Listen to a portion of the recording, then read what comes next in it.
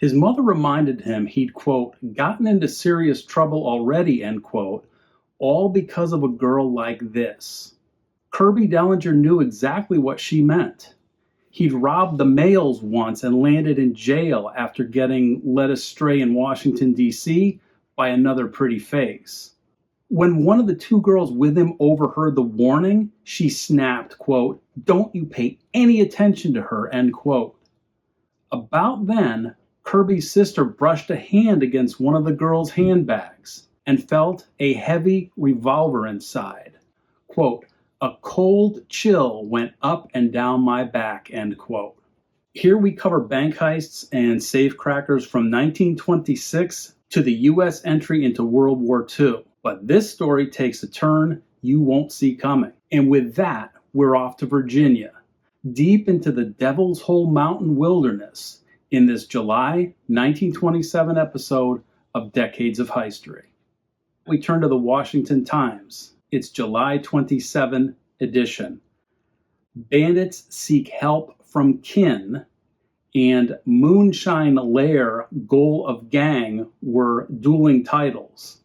On Monday, July 25th, 1927, the National Bank in Mount Jackson, Virginia was robbed of $2,000 by a quartet comprised of the aforementioned Kirby Dillinger, who was the leader, who'd previously been arrested and convicted for robbing the mails while being employed by the post office as a railway clerk. He was out on parole at the time of the Mount Jackson heist. Also, Cecil Wilson. There was a Buddy Wilson, who was a female, and I'm not sure if she was related to Cecil Wilson, but she had either lived or was from Washington, D.C. And then there was a girl named Helen, who was initially thought to be Helen Cook, a local girl. It wasn't proven to be her, but then the assumption was made that the fourth member was actually Helen Blackwell, formerly of D.C. or Baltimore, that area. Well, we pick up the story with the pursuit as the cordon around the gang was being closed in by a posse which actually grew under Sheriff B.M. Borden to 40 Virginians and 15 West Virginians, all of whom were sworn in as deputies.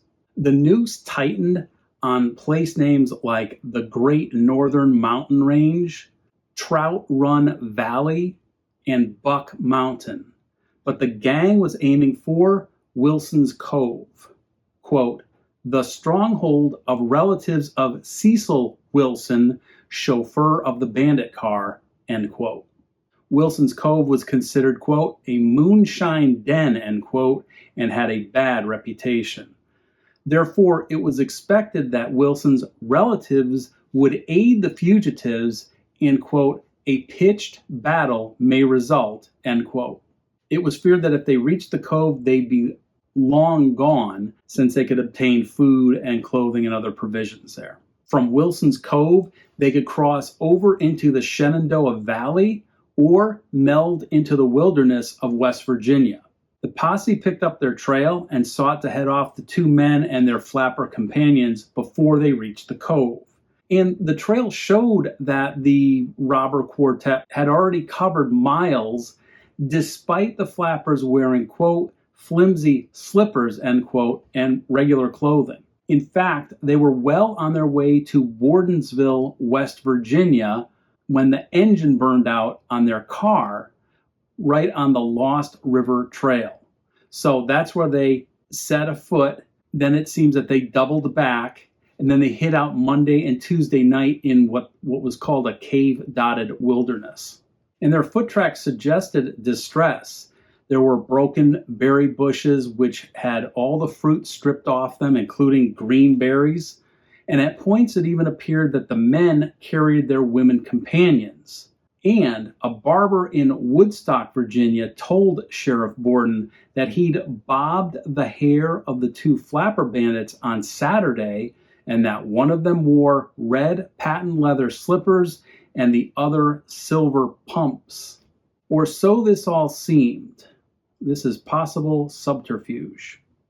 Well, the suitcases found in the car were of great interest. Inside was a variety of clothing, including expensive frocks and gowns, silk lingerie, sheer silk stockings, more than $70 in perfumes, some toilet articles and cosmetics and so forth. And adding to that was an additional story, more letters from Ed to Bandit Girl. It turned out that there were letters written by a clerk in a wholesale fruit company office in Baltimore, which were mailed to a girl in Washington who had posed as a magazine agent. She'd given her name as Anna Fix, but may have been Betty, or as we know her, Buddy Wilson. The author of the love-lorn letters, after they were discovered, declared that they were, quote, Tommy rot, end quote, but did not deny authorship. Well, those letters were found in Helen Blackwell's suitcase when it was taken from the gang's abandoned car. One of the letters suggested a quarrel, quote, received your sweet, sarcastic letter yesterday, end quote. It appeared from more of the letter's content that the author, this so-called Ed, may have actually been cheating on an Edith, as he noted he was at home and writing, quote, while Edith is getting dinner ready, end quote. He stated that he loved her and wanted to see her. Then he penned a series of longing letters that seemed to never garner replies. Well, the Washington Times from July 30th ran a front page story, Wilson suspected of chain robberies, loaded with tons of photographs. The story was titled, Robberies Laid to Wilson. So the author sought to connect Cecil Wilson with a series of local downtown grocery chain robberies and possible robberies of other stores within that same grocery store chain. And as it turned out, Wilson was formerly an employee of this unnamed grocery store chain, where he worked for 4+ years in one or two of the downtown stores. Quote, Wilson always was a daring young fellow and was forever seeking thrills, end quote, according to his old manager, M.E. Price. And he added, quote, he owned a small car and enjoyed taking all kinds of chances driving just for the thrill he got out of it, end quote. Regarding the chain store robbery, we go back 6 weeks, and it turned out that a robber was armed with revolvers who held up some clerks, robbed the cash register, and escaped in a vehicle that he had left running outside. But one of the clerks easily positively identified Wilson. Now we see Burns detectives try to pick up cold trail as posses fail in hunt. So Virginia authorities had essentially given up and brought in one of the Burns detectives. They were trying to pick up on a cold trail, and it was noted gang escaped in auto driven by accomplice. An automobile was concealed in the woods 2 days before the heist, according to Mr. and Mrs. Dillinger and Kirby Dillinger's sister, who is named Bertha, Mrs. Bertha Polk.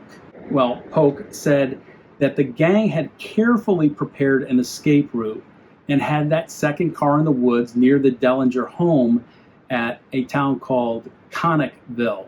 She said Kirby took blankets, food, clothing, and utensils into the woods last Saturday, and Polk believed that he was actually caring for the accomplice who remained there with the getaway car. Burns detectives at that point believed that the abandoned car was a, quote, blind to cover their real actions, end quote.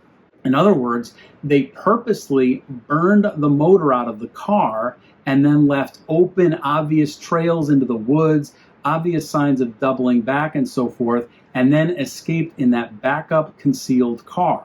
The ruse, or the subterfuge, played out well. Saturday afternoon, a big car drove up to the Dillinger house, and 2 men and 2 women got out, according to Kirby's sister, Mrs. Bertha Pope. Quote, her mother looked up in surprise, and one of the men asked, don't you know who I am? End quote. And then the mother said, quote, why, it's Kirby.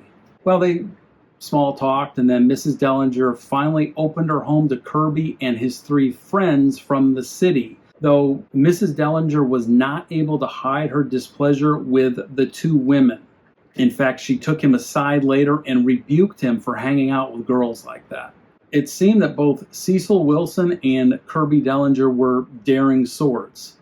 Despite rewards totaling $400 proclaimed by the insurance company, Sheriff Borden considering utilizing the Albemarle Greys, which was a state militia cavalry of troopers, and the top-notch Burns Detective Agency's involvement. At least for July 1927, the quartet was still free. The Brownsville Herald from July 31st ran a front-page headline, "Capture Alleged Bandit Queen." The story was titled "Head of Texas Robber Band, Police State," and it was subtitled "Arrested in Colorado, Will Return to Face 2 Charges, Bank Robbery." Here we meet Maud Thompson, alleged queen of a gang of robbers that had been operating in Texas recently. Well, she'd been arrested in Trinidad, Colorado on July 30th. The gang to which she belonged allegedly confined activities to oil field towns. Now, we've covered tons of heists in that area of Borger and Amarillo, Texas, and that vicinity over the last few months. Miss Thompson was at that point wanted for 2 additional jobs, including one at Vega, which was about 35 miles from Amarillo, and was a story we just addressed in the previous video. In fact, these robbers had allegedly hit 5 successful bank heists in the past 5 months, all in Texas in those oil field towns. From the Vega heist, a Red Cummings had already been convicted and sentenced to 15 years in the Texas penitentiary. Meanwhile, 3 others were awaiting trial. It was said that Maud Thompson had supervised the getaway for the gang, passing by the place being held up just at the perfect time to pick them up and then to escort them out of town. And sure enough, when she was arrested, Miss Thompson was driving a large touring car. Thompson claimed she would not return without extradition, but admitted to officers that, quote, some of the bank robbers stayed at her house at Amarillo, end quote. She also denied having taken part or aiding the robbers in any way, and that is all decidedly different from the actions of a bandit queen. The July 15th Bismarck Tribune ran "Bank Robber Under Arrest in Mill City," subtitled "Prisoner Admits Robberies and Jailbreaks, One Being at Jamestown." It sounds like a plain story, but we're talking about James Cellan, with aliases McGraw and Johnson, and his admitting to robbing 17 banks in Oklahoma. In addition, there was a $17,000 heist of a distillery way over in Kentucky. There were 3 jailbreaks, and there was membership in a bandit gang that was currently operating in Wisconsin. Well, this Cellan detailed his escapes, including escaping from the reformatory at Granite, Oklahoma, his subsequent capture, his brief stint in the state pen at McAllister, and his escape from there. A North Dakota escape involved when he, quote, cut a hole as big as a horse, end quote, in the Jamestown jail. Cellan was arrested as he left a Minneapolis, Minnesota apartment to enter a, shocker, stolen car that was parked outside. In that car were 2 shotguns, a rifle, and 6 packs of roofing tacks, the type known to be used by fugitives to trail behind the car to puncture pursuers' tires. Well, the police actually identified his picture on a 1924 poster, which noted he was wanted in Fargo for auto theft. And Deputy Sheriff Fred Kramer visited Cellan in jail and immediately recognized him. Cellan freely added when he was questioned that, quote, we were in the rear room of a bank in Baldwin, Wisconsin just the other day with our guns drawn, and we were all ready to hold it up, but a peg-legged man spotted us and spread the alarm, end quote. Well, they ended up getting in their stolen cars and took off, throwing tacks in the road to foil pursuit. Well, we've covered 1 or 2 instances previously of gangs utilizing tacks for this purpose. One story we covered was the Broadhead, Wisconsin bank heist that was hit by a sizable gang that escaped and spread tacks in the road to slow down those who were trailing them.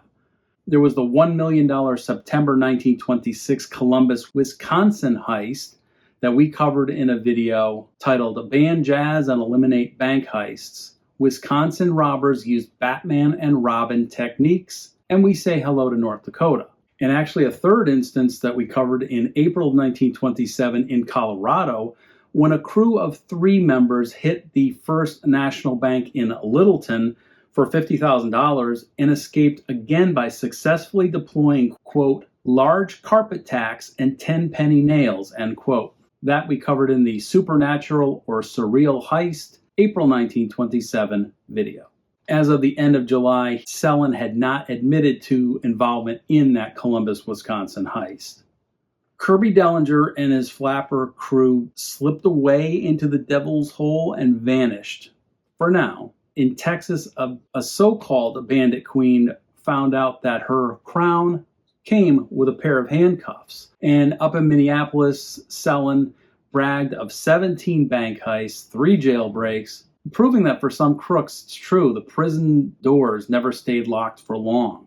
In July of 1927, American outlaws ran wild from mountain hollers of Virginia to dusty roads of Texas.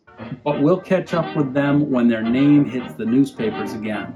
Stick around for the August 1927 Decades of History episodes. More safecrackers, more bandits, more wild tales from the crooked underworld of a country on the decline.